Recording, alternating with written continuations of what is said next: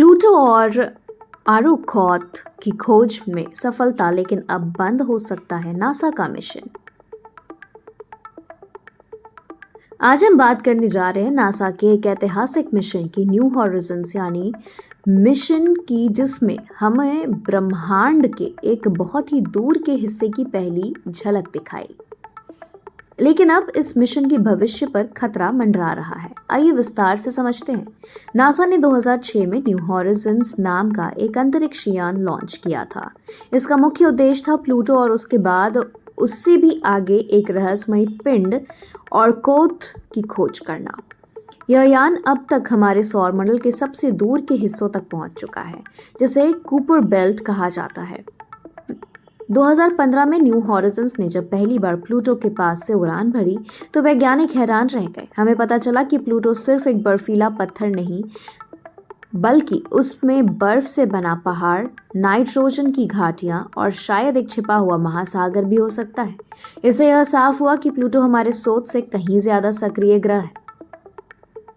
इसके बाद 2019 में न्यू हॉरिजन्स ने ऑर्कोथ नाम के एक छोटे पिंड का निरीक्षण किया, जो दिखने में किसी स्पेस सोनमैन जैसे है। दो गोल हिस्से एक दूसरे से जुड़े हुए। वैज्ञानिकों का मानना है कि ये हिस्से बहुत धीरे धीरे टकराकर आपस में जुड़ गए थे, जिससे यह पिंड बना। इससे हमें यह समझने में मदद मिली कि सौरमंडल की शुरुआत कैसे हुई थी और ग्रह कैसे बने। इतनी बड़ी सफलता के बावजूद अब न्यू हॉरिजन मिशन पर संकट आ गया है।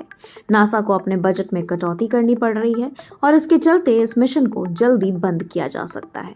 यह तब हो रहा है जब न्यू हॉरिजन अब भी काम कर रहा है और आगे भी कूपर बेल्ट के और रहस्यमयी पिंडों की खोज कर सकता है। नासा के कई वैज्ञानिकों और खगोलविदों ने चेतावनी दी है कि अगर न्यू हॉरिजन को अब बंद कर दिया गया तो हम एक अद्भुत अवसर चूक जाएंगे। इस यान के जरिए हमें सौरमंडल के सबसे दूर के हिस्सों का अध्ययन करने को मिल सकता है, जो भविष्य की खोजों के लिए बहुत जरूरी है।